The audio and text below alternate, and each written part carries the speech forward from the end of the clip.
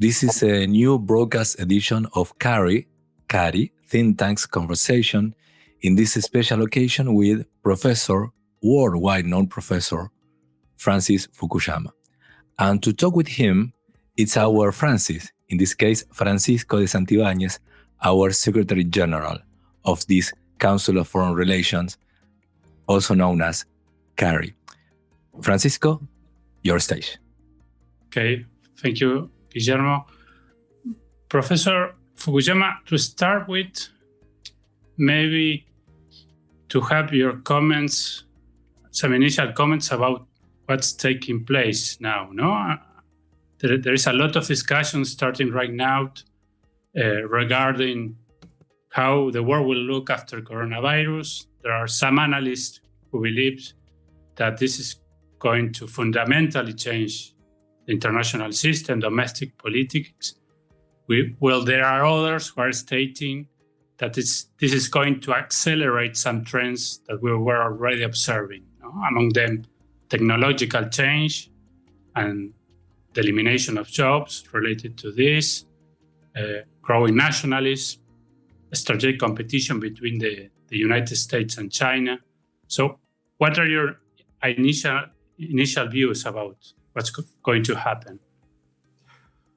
I think that you could actually see a lot of those things going on simultaneously, and I suspect that there won't be a single outcome to this crisis. Most crises are like that. If you think back to the Great Depression in the 1930s, on the one hand, it led to the rise of fascism in Germany and Italy. It led to the Second World War, to a global catastrophe in many respects. But on the other hand, it led to reform in the United States. It led to the emergence of the U.S. as a global power, and then to the post-1945 world. And so the impacts were very disparate, and I think they're likely to be the same here. I think that the crisis is basically a big stress test for governance in different countries. And it's a stress test that's very hard to pass. It requires really a combination of characteristics. So you have to have adequate state capacity. You have to have the doctors and nurses and the public health infrastructure to deal with a major epidemic. You also need competent leadership. You need people who can make the right decisions, who are willing to defer to experts, to take advice on how to handle an unprecedented situation. And I think it also takes a certain amount of social trust, because you want citizens to comply with difficult orders to stay indoors, to observe social distancing and the like. And, I think what we've seen is a very disparate response. And so there's some countries that have done quite well in this regard. I would say many of them are in Asia, so everybody's pointing to China, but I think that the democratic countries in that region have also done extremely well. So that's Japan, South Korea, Taiwan. A number of European countries have done relatively well, like Germany and at least parts of Scandinavia. And then others have done very poorly. And I would say right now, the United States, given what you might have expected before the crisis, is probably one of the worst performing countries in the world.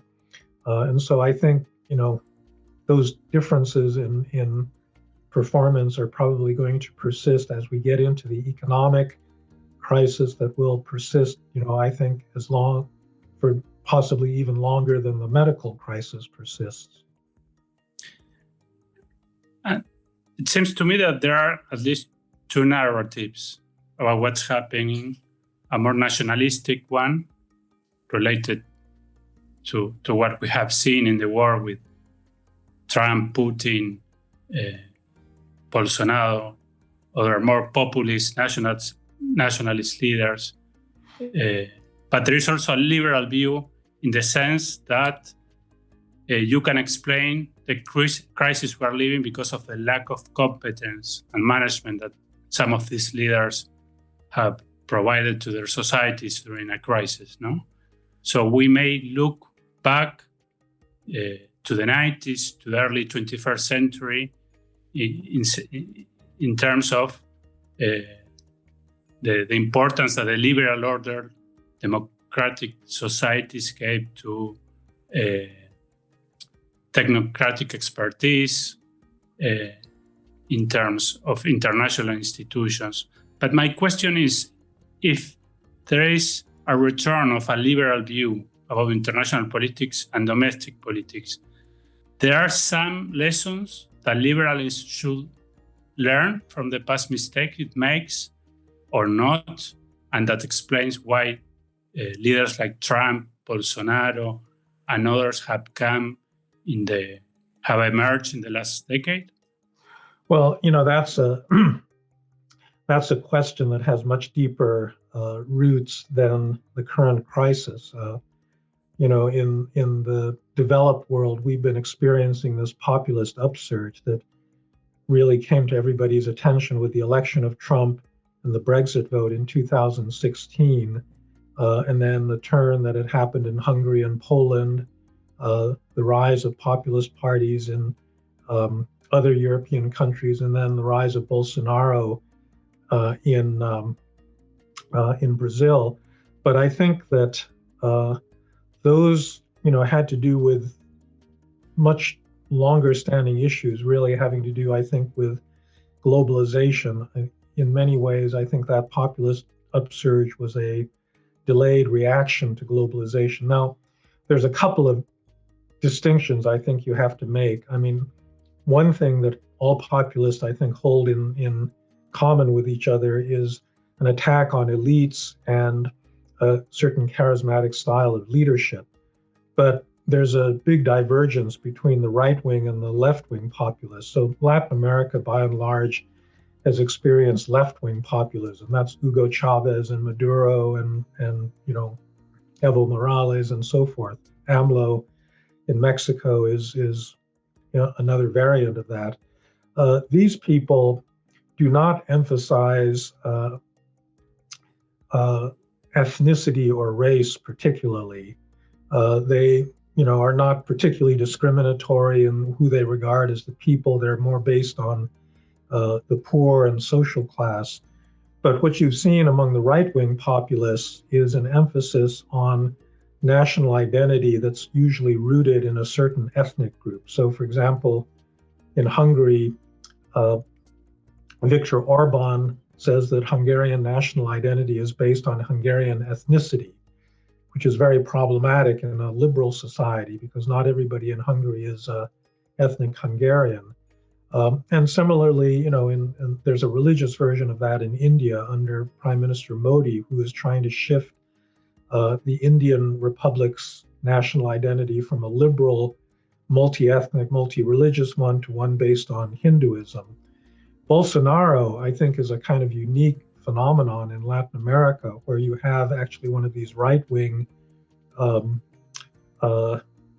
populists who is using race the way that the populist right-wing groups in Europe use it, which I find really peculiar, given that the average person in Brazil has a brown skin. I mean, it's kind of a crazy, platform to stand on, but it has a certain resonance for a certain part of the Brazilian population.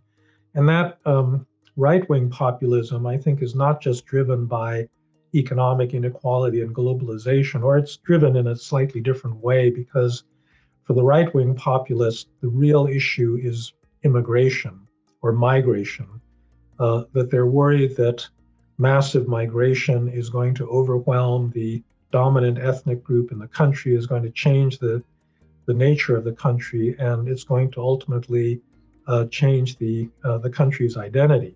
And so all of this happened way before COVID, and this was the basis on which the Brexit vote was taken. This was the reason that this was the main selling point for Donald Trump. Now, I think COVID can easily reinforce that, because it's induced everybody, including the Europeans, to close both their external and their internal borders to foreign travel. And it's easy for countries to blame foreigners for for the epidemic. This is certainly what the Trump administration has tried to do in the U.S. But in other respects, I think you're right that it's also an opportunity for reestablishing liberalism on a different basis. But I do think that you need to learn certain lessons.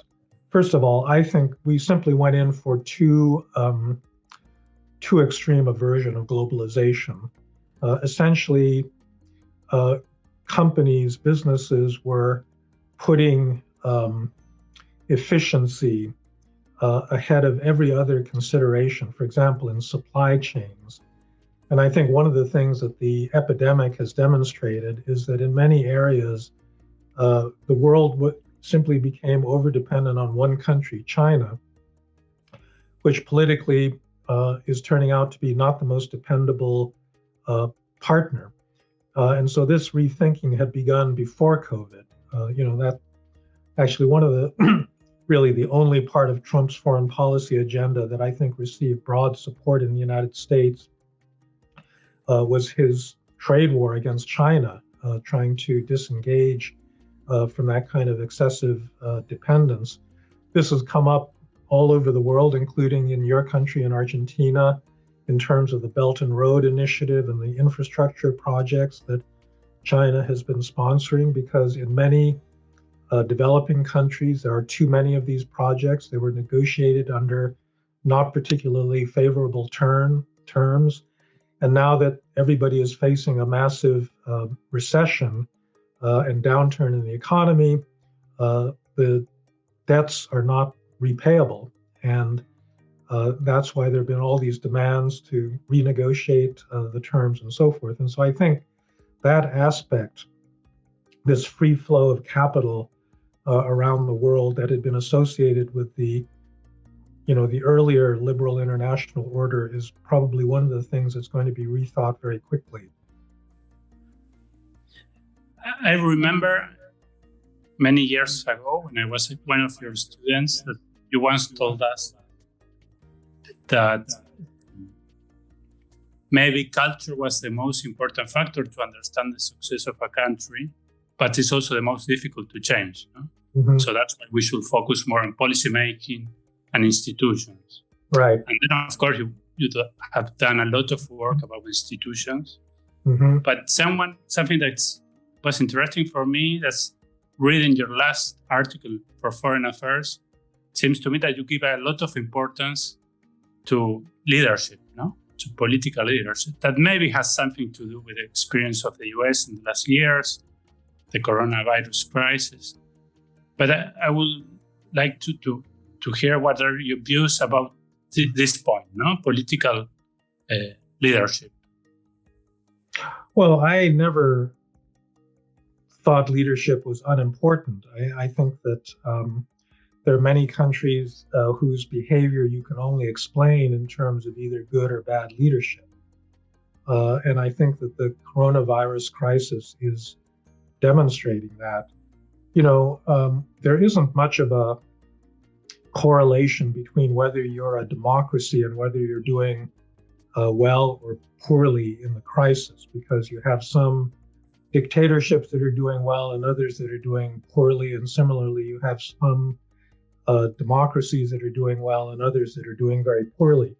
I think the one thing that actually does correlate with poor performance is populism. You just think of three countries, the United States, Brazil, and Mexico. The first two are led by right-wing populists, the third one by left-wing populists. But there's a big problem with populist leadership because populists want to be popular. They have a personal connection with the people and they don't want to be associated with bad news. And they basically don't want to defer to anybody other than themselves. They don't like deferring to experts because, they trust their own judgment, because the populist style of leadership is all about one person. It's about the leader. In Argentina, unfortunately, you've had a lot of experience with this kind of leadership, right? And so I think that it's not an accident that these populous countries are doing very badly, because in a crisis like this, it's not just a matter about one person. When Trump was nominated in 2016 by the Republican Party, he said, "I alone understand your problems and I alone can fix them." And it turns out that he alone could screw up the response of a really big, powerful country to an epidemic. So, I think it does demonstrate that leadership still remains extremely important. Maybe, Francisco, maybe I could make one further point.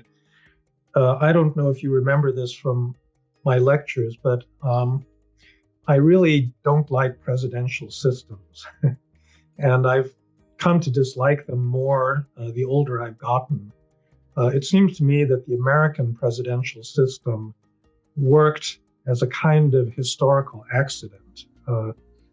That power was very broadly dispersed, and for most of its history, presidents couldn't do that much damage. And then,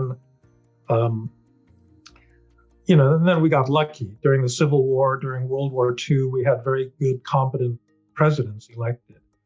But I think what we've seen in the last few years is that a bad president can really do a lot of damage. If you have a parliamentary system and you have a incompetent president, there are ways of changing the leadership. You don't have to wait for the next election cycle.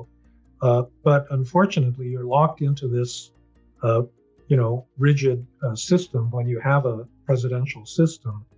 And I think, it amplifies the personalistic nature of leadership, that everybody's focused on this one person, the president, and depending on their character, whether they're responsible and statesmanlike or irresponsible and, self-interested, you're going to get really, really different kinds of results. Now moving to Latin America, there is a lot of discussion about growing inequality within states that may be a consequence both of the coronavirus crisis and technological changes. No? But it seems to me that maybe also another major problem is that after decades of declining inequality between states, inequality among these states maybe start to grow again. I want to mention the situation in which we are in Latin America, no? Where we were already experimenting low growth rates, neither left-wing governments like López Obrador in Mexico, right-wing governments like Bolsonaro in Brazil were finding the way to increase economic growth. Now we are facing a major setback with the coronavirus crisis. Argentina, Brazil, and Mexico GDP will drop around 10% this year. This is what the International Monetary Fund states. And there are other issues, no? We may well be the region of the world where students will lose more days in school and in university. So that's a lack of investment in human capital that will have consequences.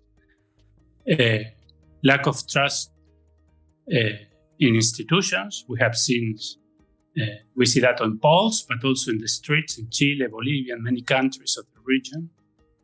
And we are also starting to lose political influence. No?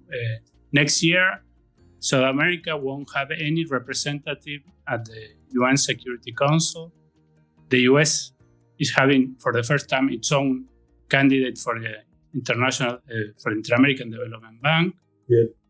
Acevedo, a Brazilian who was in charge of the World Trade Organization, said he's leaving the post. So what do you think? These are some of the challenges we're facing, but how we should look towards the future, considering our weakness and also the competition between the US and China, that we may be part of that major rivalry too. Well, you keep asking pretty broad questions. I think let's just begin with the inequality question. So this has been Latin America's single biggest weakness. And this is not one that started recently. This is really an inheritance of the Spanish and Portuguese empires that started out as extractive enterprises meant to exploit colonies rather than to promote them. And there's, a social cleavage that was created by this inheritance that persists up to the present moment. I think that, unfortunately, there's been a polarized response to this where a lot of people on the right will say, well, the only solution to this is economic growth, and people on the left will say the only answer to this is redistribution. And you're stuck with, policies that are in many ways all set to undermine one another if pursued exclusively. And I think that actually the only way to get out of and by the way, Latin America's inequality was actually decreasing up until a few years ago. You had a good decade in which the Gini coefficients, even in a country like Brazil, but really across the board, were coming down. And so it's not impossible, to get a hold of this problem. But I think that, it requires both an attention to growth and an attention to a certain intelligent form of redistribution that would use the state's power to provide certain social protections. One of the big issues, for example, that I think someone like Santiago Levy, the former chief economist of the Inter-American Development Bank, pointed to was the high degree of informality in most Latin American countries. He argues that this is the cause of low growth in Mexico, but to one extent or another, everybody suffers from this. One of the reasons that Peru is going through such a meltdown right now is that so many of its workers are informal. They don't have, any social services or government safety net, to fall back on. And so, I think that when you talk about an intelligently designed social safety net, you need to design something that does not incentivize informality, that tries to bring as many workers as possible into a formal system of social protections, which obviously in a period of falling income is something that will get expensive and will be very hard to afford, but it needs to be, part of the mix, as does, the focus on growth. The nice thing about focusing on informality is I think you'll actually deal with both of these problems at the same time if you actually have a strategy to reduce levels of overall informality, because, from informality really takes away incentives to grow. The moment an informal business gets big, it's vulnerable to extortion, to taxation, to a lot of other things. And that's a bad set of incentives. In terms of Latin America's role in the world, I think that it's probably the case that until some of these internal issues are settled, I'm not sure that there's much just in the foreign policy space that the region can do about that. I think that it has become a bit of a pawn in this chess game between China and the United States. Although, frankly, the United States under this administration hasn't been paying much attention to most other parts of the world. So and by the way, I think that may not be the worst thing, because sometimes when Republican administrations pay too much attention to Latin America, it's for the wrong things. They're too worried about communism or about Cuban influence or things of that sort. But I do think that there's a degree to which Latin America has become a pawn in this US-China struggle. At a certain point, I do think the United States will start paying more attention to this. I do think that China is an attractive alternative because Western countries have not been offering a whole lot in the area of infrastructure, and therefore it's understandable why there's a strong temptation to take up these Chinese offers. But I do think that there could be an interesting rethinking of that in many places, because, like I said, that excessive dependence on China in the long run has not been good for many countries. Great. Professor, thank you very much. I hope you can come to Argentina again. I hope so. You have been here many times. You have studied our country. So thank you very much. Okay. Thank you, Francisco. Thanks, Professor Francis Fukuyama, for all these concepts. And thanks, our Secretary-General, Francisco de Santibañes, for bringing him to this CARI think tanks conversation. See you soon.